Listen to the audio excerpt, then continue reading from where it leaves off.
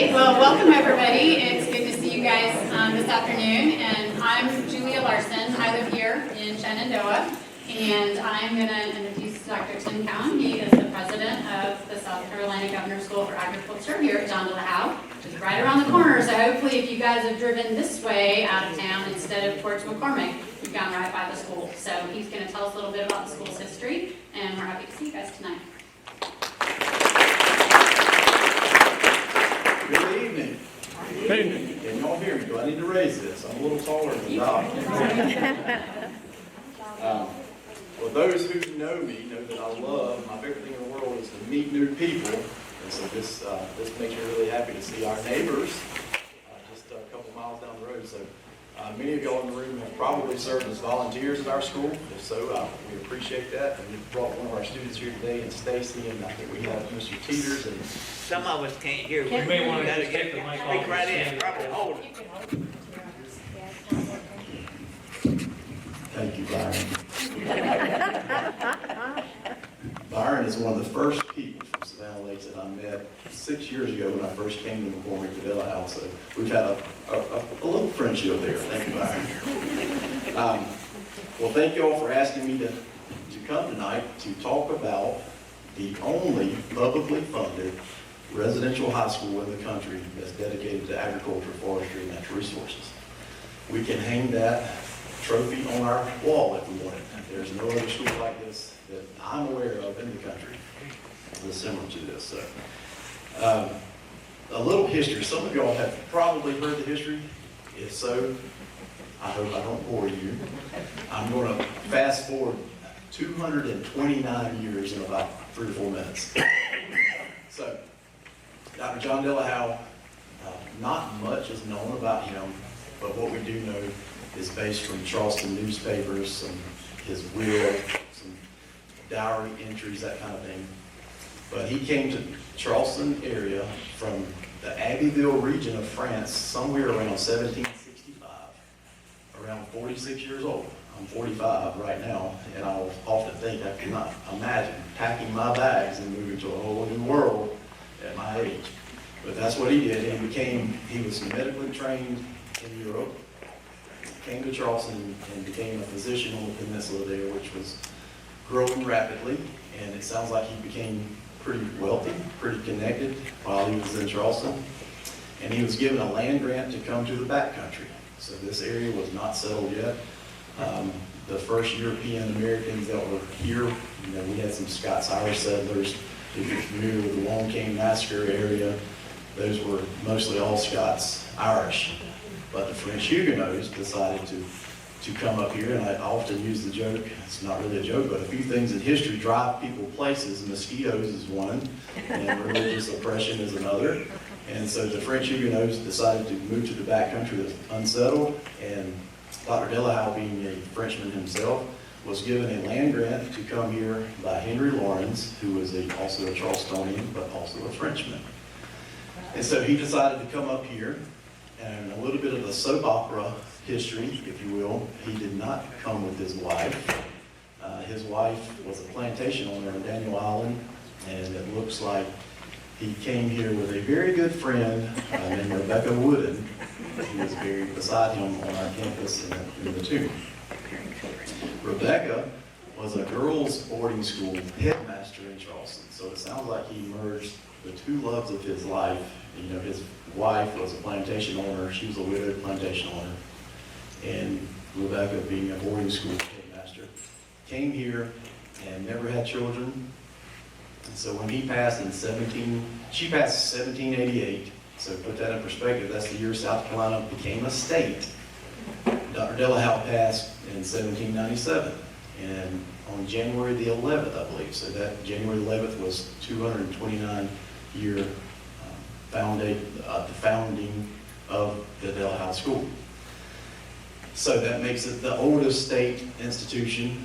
That makes it the oldest public school in South Carolina still operating.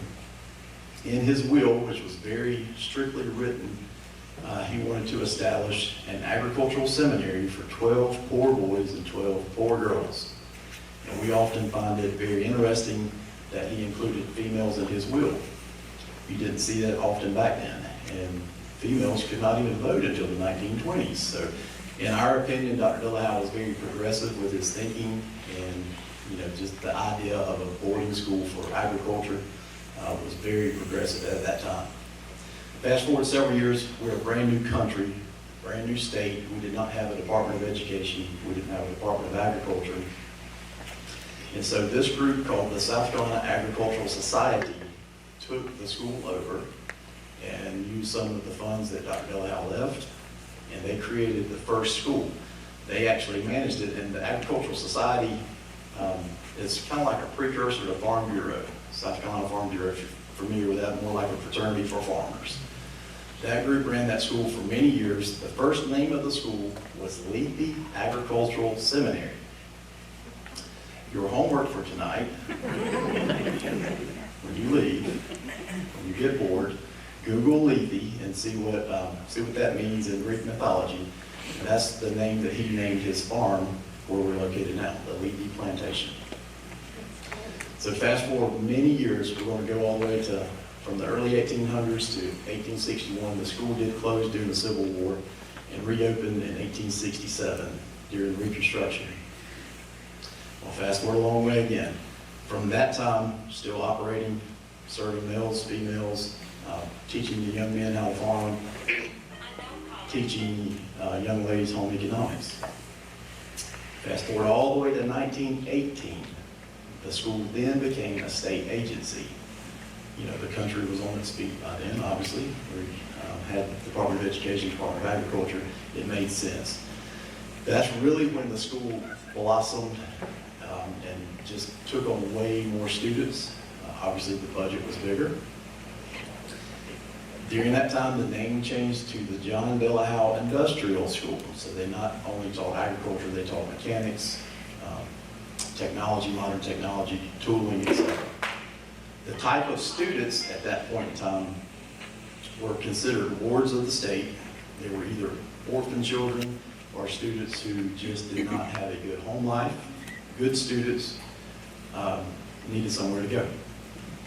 Fast forward a long way again, all through the 50s, 60s, 70s. Throughout those, you had World War I, World War II, Vietnam, Korean War.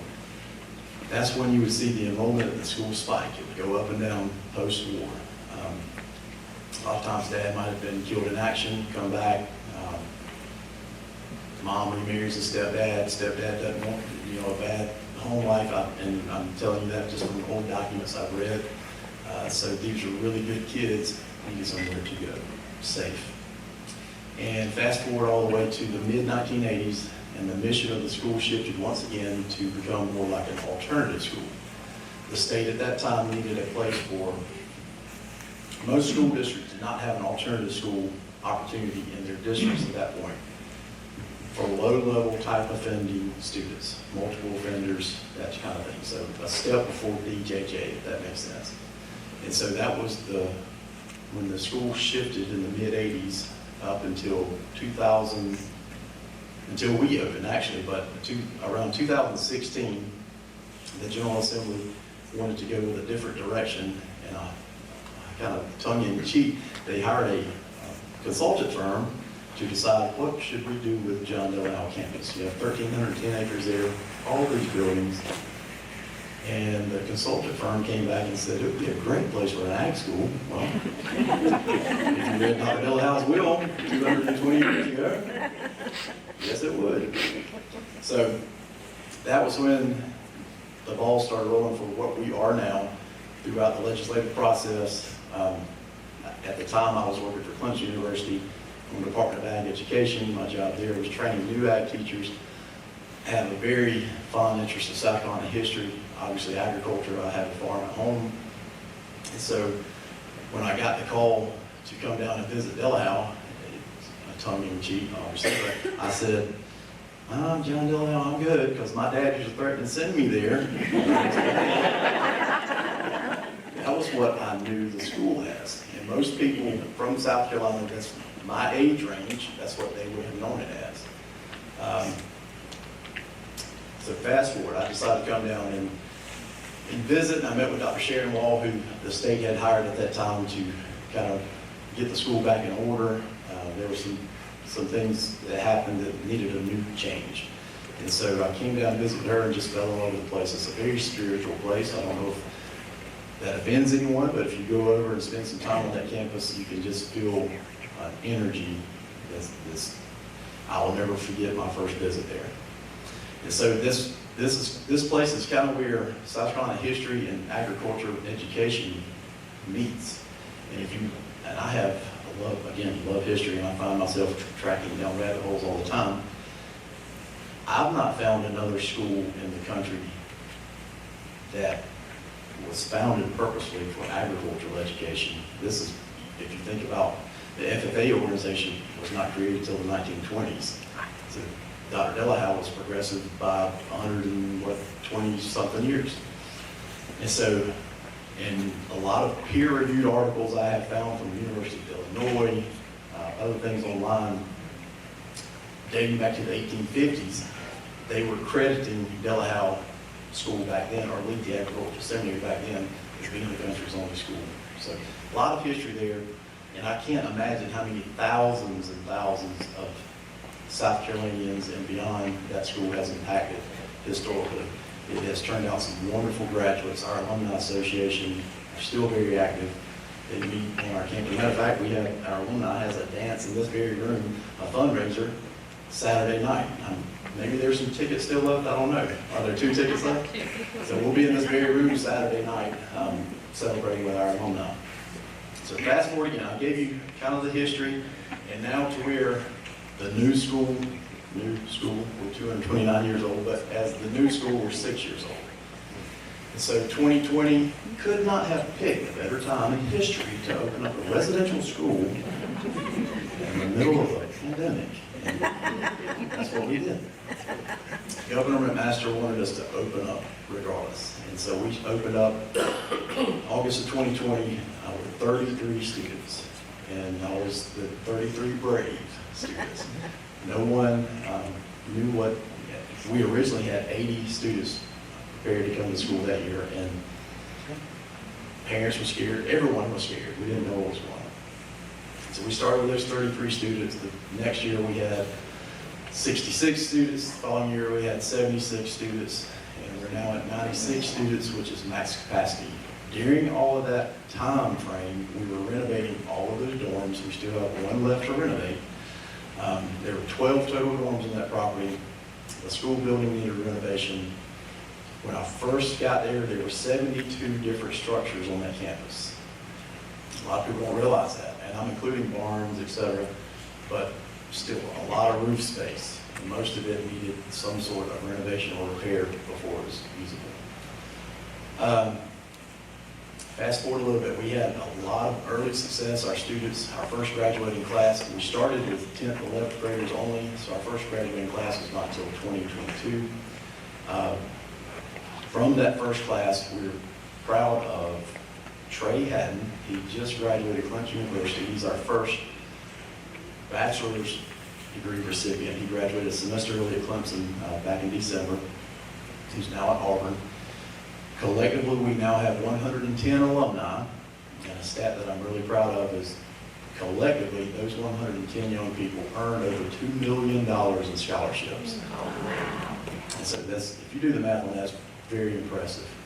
Many of them received a full ride to Clemson, SC State, Oklahoma State. The majority of them stayed in state, but we've got them Mississippi State. As far north, I think as far north as Lexington, Kentucky, University of Kentucky. So we're pretty spread out, but the majority of those 110 did stay in South Carolina, which I'm proud of as a South Carolinian. So fast forward a few things here. Academics, all of our core classes are taught on the honors level, which means it's a weighted GPA, which does help them get into universities, Clemson University, because their GPA is weighted higher than a non-honors level pathway. We have 4 agriculture pathways: ag mechanics, horticulture, plant animal systems, and environmental and natural resources. So they can choose one of those majors while they're at our school. We have a lot of new renovations and some new construction, all new. We're almost finished with the new ag mechanic shop. Hopefully, it's looking really good, Luke. I know you're waiting. I know you're waiting to get in there. We're trying to get the final occupancy letter, but it's almost finished. Finished a new greenhouse. The pride and joy since I've been here is Howe Hall. If you visit the campus, it's the main building right in the middle of campus. We just finished that renovation. And another piece of homework for you, go to YouTube tonight and Google our YouTube channel that Mr. Teeter, wave your hand, has put together of a virtual tour of Howe. But better than that, we would encourage you, if you've not been to campus, to set up a time with Stacie to come over and tour that building. It is unbelievable. I have an auditorium that will hold around 270 people, so it's a large meeting space. If anyone, we encourage community members to use. We'd love to showcase that if you come over and see us. Other renovations we have, like I mentioned earlier, we have one more dorm left to renovate. Once that is finished, our campus will hold around 110 students. That's 2 students per bedroom. A lot of folks ask me about athletic teams. We're an ag school. We have ag athletics.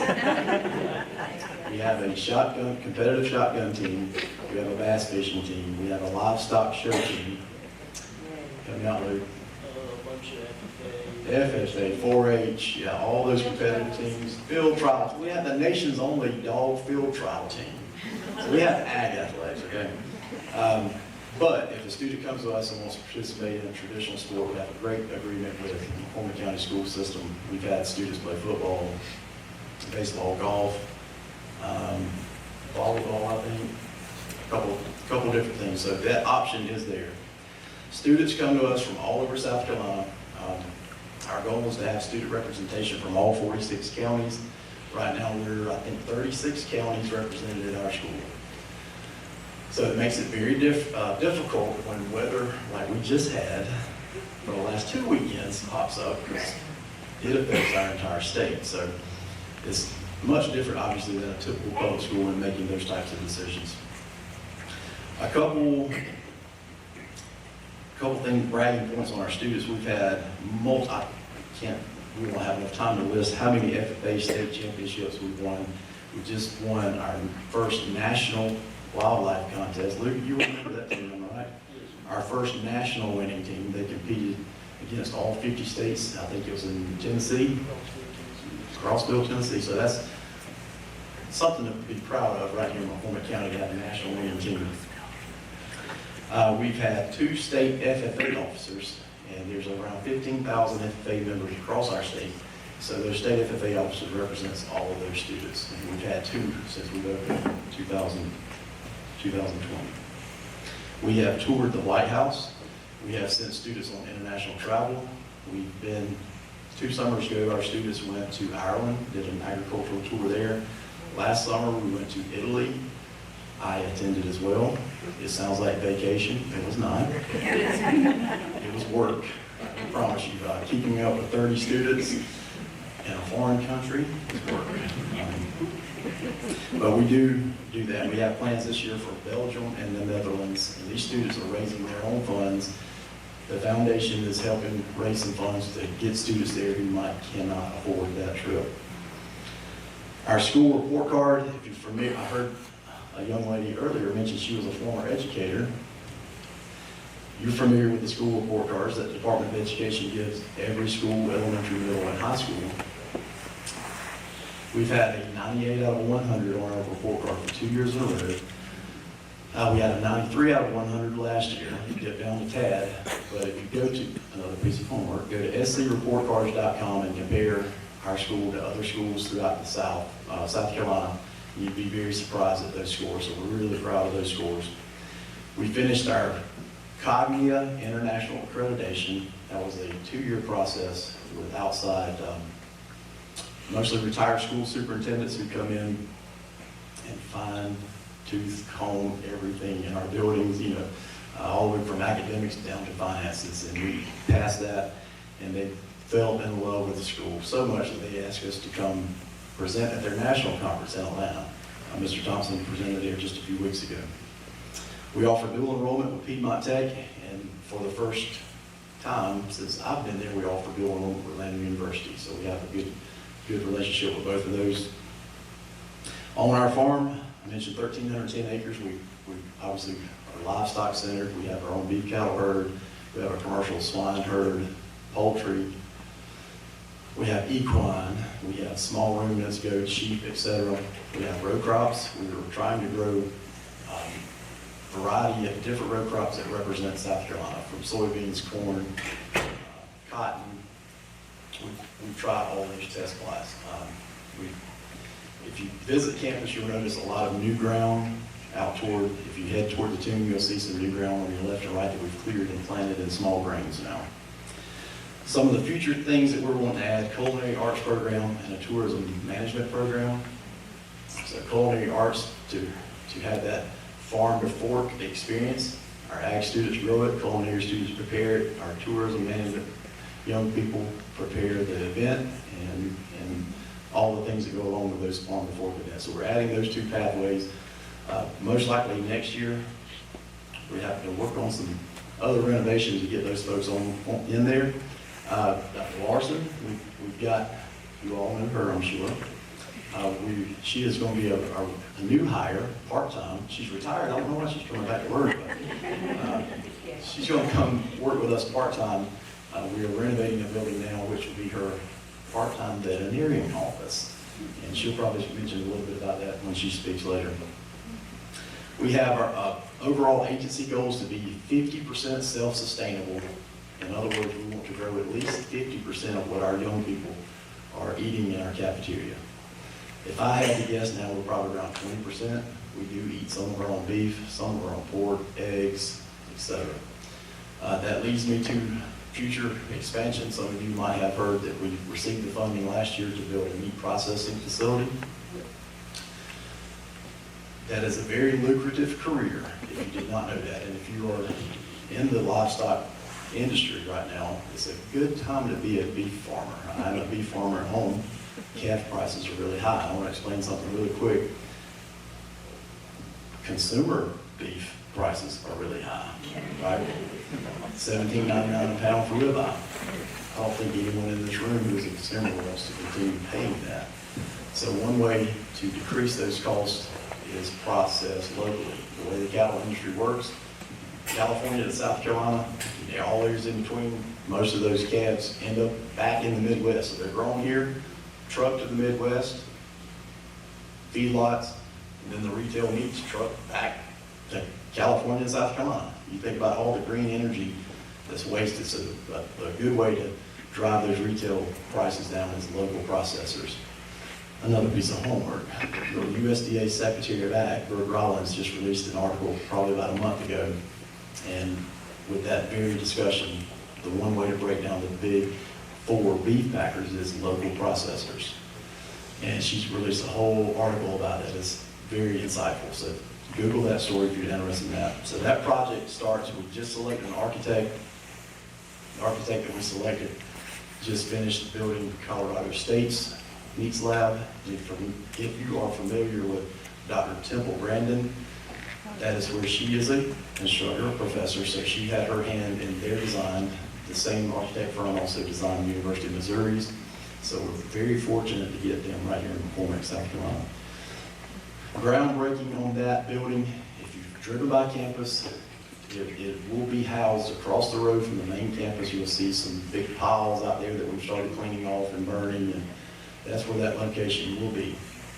And so once it is open and operating, we will have fresh beef and pork for consumers that is USDA certified. As a consumer, that's a big deal. You can find local processors who might do it in their backyard, but it's not USDA certified. So USDA certified means that there will be veterinarian spot checking, there will be inspector spot checking, and so the label on that meat will be able to be resold across state lines. So we can serve not only the livestock that we raise on our campus, which will go to our cafeteria, but we can also serve livestock producers like myself, and everyone surrounding counties can bring their livestock. One piece of information you might not know. It takes, right now, there's only 4 USDA certified processors that I'm aware of in South Carolina. The closest one is over in Hodges, Greenwood County. It's about a year backlog to process 1 steer. Farmers can't afford to hang on to an animal that long to process. And so this will, we are considered a meat processing desert in South Carolina. So that's one reason Department of Ag got behind this initiative. And what we can do is train our students that can go out all 46 counties, and there are some lucrative careers in this industry. So bear with us on that. That probably is going to be a 2-year-ish before it is ready for operation. Educational Center, we offer summer camps. If you have kids, grandkids, ages 5 to 14, we offer a ton of different summer camps. All those are online. I often say summertime is busier than the school year because students are moving in and out almost every day. We offer a lot of adult workshops, so follow our social media for those offerings as well.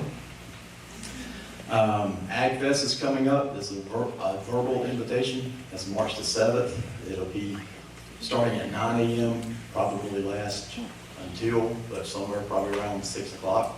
You're not obviously required to stay all day. Pop in and check out some livestock. We have students who come to this show from Tennessee, North Carolina, Georgia, and obviously South Carolina. So it's a big event. We'd love to see some of y'all there. Lastly, in closing, I would encourage, if you have social media, please follow our Facebook, Instagram pages, YouTube. Mr. Teeters does a wonderful job updating those every day. You can see what our students are doing on a daily basis. If you have kids or grandkids, rising 10th through 12th graders, send them to us. Agriculture is not for everybody, we get it. But if that student is interested in ag, forestry, and natural resources, this is the school to attend, I can promise you. We always invite guest speakers. I know many of you are retired in this room. You probably obviously had a very successful career. We would love to hear from you, and our students would love to hear from you. So get with us, get with Ms. Stacie. We'd love to sign you up as a guest speaker one day.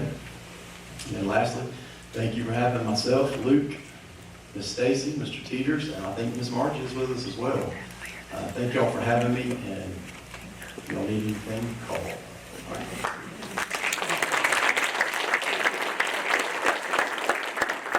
I'm going to turn the podium over to Mr. Luke Williams. He is a senior at our school from the low country of South Carolina, in the big town of Moncks Corner.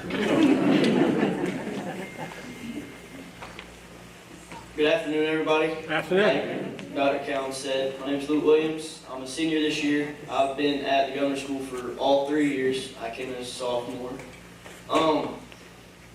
Coming into the school, I had no idea what I was really getting into.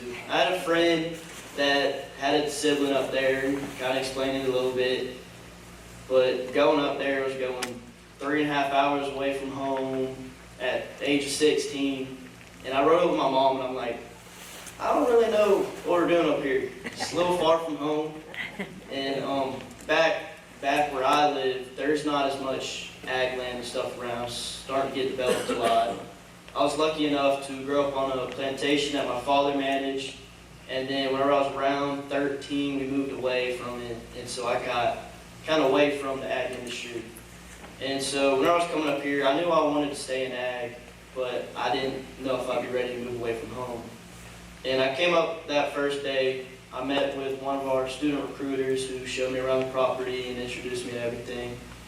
And after that day, on that ride home, I fell in love with the place, and I told my mom, I said, I'm gonna fill out the form today. As soon as we get back, I said, I gotta come up here. And so that afternoon, I finished filling it out, had to write the essay. Within that week, I turned it in. And a little bit later that year, it was around December, I was sitting in a deer stand, I get an email, and I look at it, and I'm like, oh, sweet, I got in. And so I went back home, told my family, I said, I got in. I said, I want to go next semester. And that was within a few weeks from then. So got everything switched over, I moved up, and since then I haven't looked back. And I'm happy I came up to the school.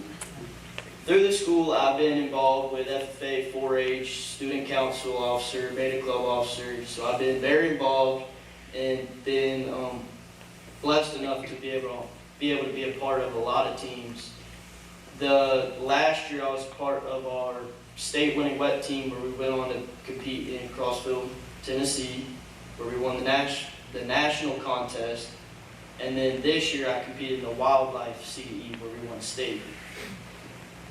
Through all that, I've learned a lot about wildlife, a lot about managing for animals, and it really added into my childhood of my father managing. It made me realize that's what I want to do in the future. So I recently got accepted into Clemson, where I plan on going there and majoring in wildlife and fisheries biology, and possibly being a biologist or DNR agent or something along those lines. But coming back to school, there's nothing like it in the state. It's one of a kind. People from all over the state come here. I came from somewhere that was nothing like it up here. Got to learn so much new stuff that we don't have back home. And there's people from all over the state, even other states, North Carolina. We recently had a girl from Tennessee come to school. We had a bunch of people from Georgia, and they don't all have the same experience. So come here, everybody learns something new, a new area, and they get to take that with them back home and all over the country. You can't beat it. The alumni coming from this school, I've met a lot of them through my 3 years, and they're off doing who knows what, but they're almost all in agriculture. It's great for our state and for our country. And the school supports us all. They help us.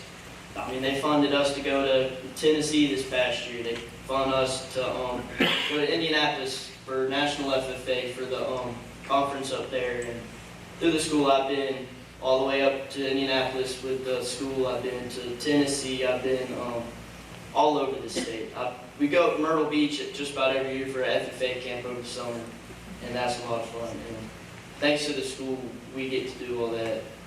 And thanks to the foundation, Ms. Smith, they help fund all the students. So I'll let Ms. Smith take it over.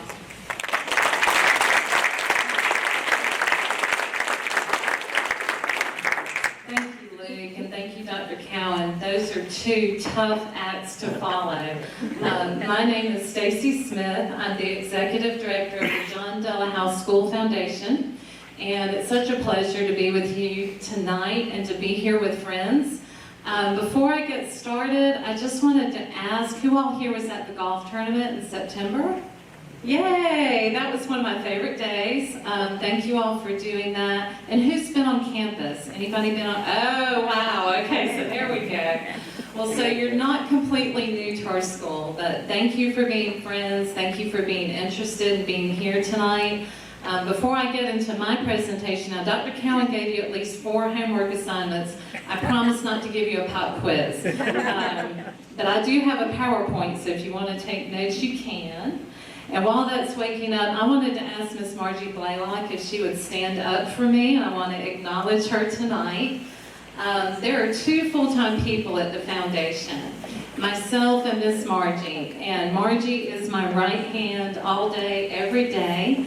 I was an army of one for a little while. Dr. Keown hired me December 1st, 2022, and the school had a Christmas break. So I like to say that the ghost of Dr. Della Howe helped orient me to the school. But Margie joined last year, and she has been tremendous. There's a lot of work that we do. We both wear a lot of hats. We have some new volunteers joining us, mostly from Savannah Lakes. And I just want to thank Margie for all she does every day. She's our finance officer. She manages our monthly tours that start up again in April. She keeps us laughing. She's got a great sense of humor, and she does so many things I can't name them, but I just want to make sure I make sure that you know who she is. And if you want a tour, reach out to Margie. So go ahead and get started. Let me tell you that when these pictures come, they look like stock photos, but these are real photos of students like Luke, We have a beautiful campus, our students are amazing, and it just makes my heart happy to sort through all the photographs and pick them for these presentations. So you'll see some students in the greenhouse, you'll see them out with tractors doing really cool stuff, and those are real photos that we take. So I'm going to talk to you just a little bit about why agriculture is so important in South Carolina and why there needs to be a South Carolina Governor's School for Agriculture. So in South Carolina, agriculture is our #1 leading industry. And I worked for 10 years in workforce development, and I'm embarrassed to say I didn't know that. 1 in 7 jobs in South Carolina are tied to agriculture. And the chair of our foundation board likes to say, tell me one thing that agriculture doesn't touch. So my husband is a residential contractor, and I never really thought about, the timber industry, supporting that construction industry and the building trades. That is part of what our students learn in our ag mechanics and ag technology curriculum. And so, it's not only our biggest industry, but there's a workforce pipeline that needs to be filled to keep that industry thriving. And so that's what our school is all about. Let's see, there we go. And so part of the reason I feel like our school is so important is because the aging average farmer's age is 58. So those people that are working in the agricultural careers now, they're getting near retirement, and only about 19% of students ever consider a career in agriculture. High school is when those critical decisions are being made about career choices and going straight into the workforce, or if I'm going to go into the military or go to college. And the students who come to our school, if they weren't sure when they got there, they leave absolutely committed. They learn so much, and they have so much opportunity to learn about agriculture. And we have, like Dr. Keown said, we have guests on campus every day who are helping us. And Dr. Keown mentioned that we are a one-of-a-kind school. And just to drive that home for you again, what makes our school so unique is 3 things: that we're publicly funded, that we're residential, and that we're focused on agriculture. So we are state funded, and Dr. Keown has a healthy budget for the school. He supports the staff, he supports the facilities, he keeps the lights turned on, takes care of the grounds. The foundation works to support, he's going to get it on for me yet, but the foundation works to support all of the things that make our programs more robust and give the students more opportunities for travel and things like that. Being residential, there's actually been studies done on that. Students who are residential tend to be more responsible, more independent, and more engaged in their curriculums. And the hands-on learning component, there have been studies on everything. When you learn in a hands-on, real-world environment, studies show you retain 90% more of what you learn. So we've got some brilliant students. But I think that, having met Luke tonight, you can see that we are really making an impact, and I like to say that our school is changing students' lives 1 student at a time. Like, they're really making a huge impact. How are we doing, Steve? Y'all aren't going to get to see the pictures of the golf tournament because many of you are on there. So how does the foundation support the school? We help students with access. So the only cost to attend the Governor's School is a meal plan. Breakfast, lunch, and dinner for 10 months can be quite expensive. Our meal plans are $2,680. So when my kids went to school, I sent them with lunch money. But that meal plan can be a little bit of a barrier for some families. Last year, the foundation was able to provide 7 full meal scholarships to students. And so, that's because of our donors and our supporters. Also, we like to support the curriculums that are happening on campus. So we have some corporate partnerships. We've been able to get some corporate support and some donor support for things like our greenhouse, our pollinator program, Dr. Larson's new and upcoming vet clinic. All of those are things that the foundation has been able to be part of. And it just is really, it feels good to be able to, help them make these programs more robust. The McCormick Garden Club actually came and helped with our pollinator plots. So we are looking for community engagement if any of you are interested. And I'm gonna be through by the time he gets us up. So I've got some photos on here of our first group of international travel students. The first travel was to Ireland. There's a beautiful picture of the castle, if you could see it. So, the students went to a lot of farms, and our farm manager was one of the chaperones, Mr. Eric McCall, and he said that he learned as much as the students did. Now, he's got an ag education from Clemson, so these are fun trips for them, but they are learning about the global economy of agriculture. Our students learned that different countries have different regulations, and just asked really good questions, and they're getting that exposure and those opportunities by being at this school, which really feels almost like a private school in many ways. How are we doing, Steve? Yeah, we're just about done. Well, if anybody wants my beautiful PowerPoint, I will send it to Denise, who set this up tonight, Denise Thoreau, or to Dr. Larson, and you can see my beautiful pictures. So stewardship and trust was one of the things I wanted to talk to you about. All of the charities are on the South Carolina Secretary of State website. I invite you to look us up. The reason to do that is to see what percentage of donated dollars actually go to the mission that the nonprofit supports. I'm very happy to say ours is 96.3%, and that goes back to our strong partnership with the school. We don't pay rent, we don't pay our light bill, we have a lot of support, and 80% is really a great gold standard for nonprofits, but we're very fortunate. And so we steward your money well when those donations are made. We're showing impact, we track the dollars, and you can really see the ripple effect. And we're very transparent with that at our foundation. So our vision is to continue to support the school and continue to grow support for today and tomorrow. So I like to say that we raise funds for today. We're supporting what the students are doing on campus today. And that would be those special projects that I mentioned, like the pollinator program and the greenhouse.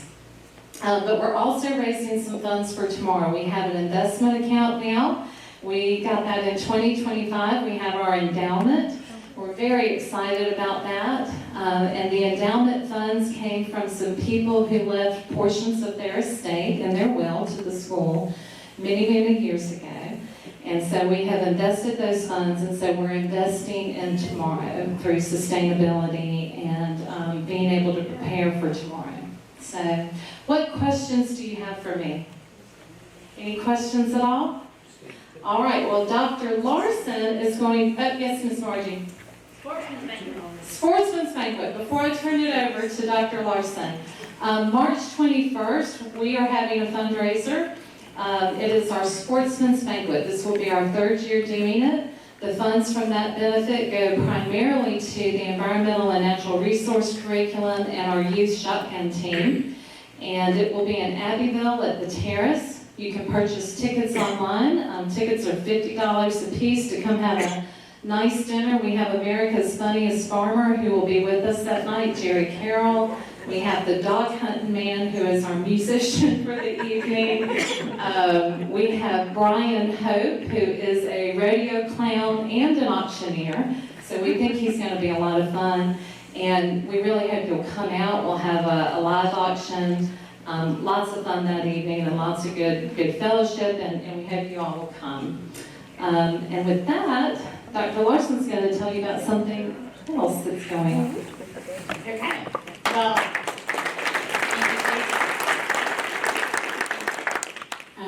I have to say that I met Stacie when I came over to look at the school, and somebody said, hey, maybe they could put a clinic there because we really don't have a veterinary clinic in McCormick County. Maybe the school has some room that we could use for that.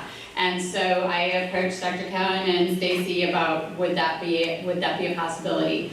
I'm sure most of you that have pets in here realize that there is no veterinary services in our region, and so it's either Greenwood or Lincolnton, and so it definitely is something that's a big need, but also there's a big need for veterinarians in our state and in our country. And so encouraging students that might have an interest in agriculture to go on, especially to do food animal, livestock, equine veterinarians. We really have a huge shortage. So if we can get them kind of thinking that way while they're in school, then we have a big opportunity to funnel them that way. Which ties in really nicely with Clemson opening their vet school this coming fall. They'll start with freshmen and then they'll add, so it'll be about 4 years before they graduate a class. Our hope for the clinic is it's going to be just a low-cost spay neuter clinic. It's not going to be an open to the public appointments clinic. It's going to be scheduling for spay neuter surgeries and vaccinations. It will be open to McCormick County residents, and it will be open to kind of our surrounding Abbeville, Lincolnton area. You know, we kind of have this rural area where there's a bit of a desert for care. And so the students will be helping to schedule appointments, they'll be helping with the calendar, they'll be helping call people to confirm and talk about what their animals need, and then they will be assisting us with surgeries. They will be kind of helping prep the animals and recover them, writing up the discharges, making up their to-go-home medications. So they'll have a little bit of what it might be like to be a veterinary assistant or technician. They'll get some of that experience to decide, is this something I like or not? We do have a veterinary technician program at Piedmont, and so maybe they decide vet school isn't what they want to do. Maybe 9 years is too long. Maybe the vet tech program at Piedmont sounds like a good way to go. We have a huge shortage of that as well. So they'll get some experience with that. And then our hope is that the Clemson vet students, when the seniors are needing some surgery, will come down and help get a little experience, and our students will be able to talk to them about what that experience of vet school looks like. So it's going to be starting out very slowly as we get kind of the students built up and as we get the community supporting it. So it's probably going to be like 2 Wednesdays a month to start. And then we'll be putting things out to the public for community spay neuter. We'll also be looking for the TNR, the feral cat population, which has kind of exploded in our county without having resources for that. So we'll be looking for helping support with trap neuter release. The students are going to start right off with working on the cat colonies that are on campus right now before hopefully we'll get the clinic up and going before kitten season explodes. And so they are excited about the opportunity to help trap the cats on campus and get them fixed so we have less cats on campus. So that's a great thing. The other thing is the vet science classes that they teach the ag students will get to rotate through and just learn a little more about some of the stuff that goes with running a vet clinic. So that's a clinic to help raise money for that. We are doing casino night, which you guys have probably seen in the neighbor link. So my lovely ladies here helping with that today, and Denise that can't be here. There are still tickets available, so get your tickets. And that is the same evening as the Ag Fest. So you can go to Ag Fest during the day, watch some of the shows, and then help with casino night. And then I'm sure we will put the link in the neighbor link of where you can go to buy tickets for the Sportsman's Banquet. Someone from the foundation will get someone to put that in neighbor link as well. So, questions for any of us? Thank you guys all for being here. It's really great to see everyone come out and support the school. So, we've got some door prizes. Yes, Steve. Do you think you could ever do a podcast with the students about rabies? That's hilarious. I didn't plan that, but we did record a podcast with the students Tuesday. These students are amazing. The questions they come up with, most of them are in the podcast, which if you go to their website, you can go to their YouTube channel and watch the podcast. We did delete some of the more entertaining questions, but the students come up with all kinds of questions. And so yes, because if you haven't heard, we are having some rabies cases closer to home. 96 and Greenwood have both had cases in January, and then Anderson County. And so we are actually doing rabies clinic for McCormick County. There's a lot of residential rural McCormick that has animals that aren't vaccinated. So we're working with the Sheriff's Department to do a vaccine clinic for the county of McCormick, and it'll be on February 21st down by the Sheriff's office. So yes, please get your animals almost vaccinated. But also their YouTube channel has some great, if you just are bored with what's on TV and want something with no commercials, the school's YouTube channel has some great programs. Thank you for that plug. I'm gonna turn it over to Margie as a door prize that she's gonna run. Another question. Jeanette? May I just make an announcement? Yes. All right, I'd just like to announce that our tournament to support the John Dale Howe Governor's School Foundation is going to be September 12th this year. It's a Saturday. I know emails have gone out in the last 24 hours or so with the tournament schedule, and you'll actually find it, that date is listed as the Rotary, but that will be the John Dale Howe tournament on September 12th. So we'll get that corrected and get that out, and you'll get notices, but if you can mark your calendar now, we'd love to have you, and we want to get a full field out there. Thank you.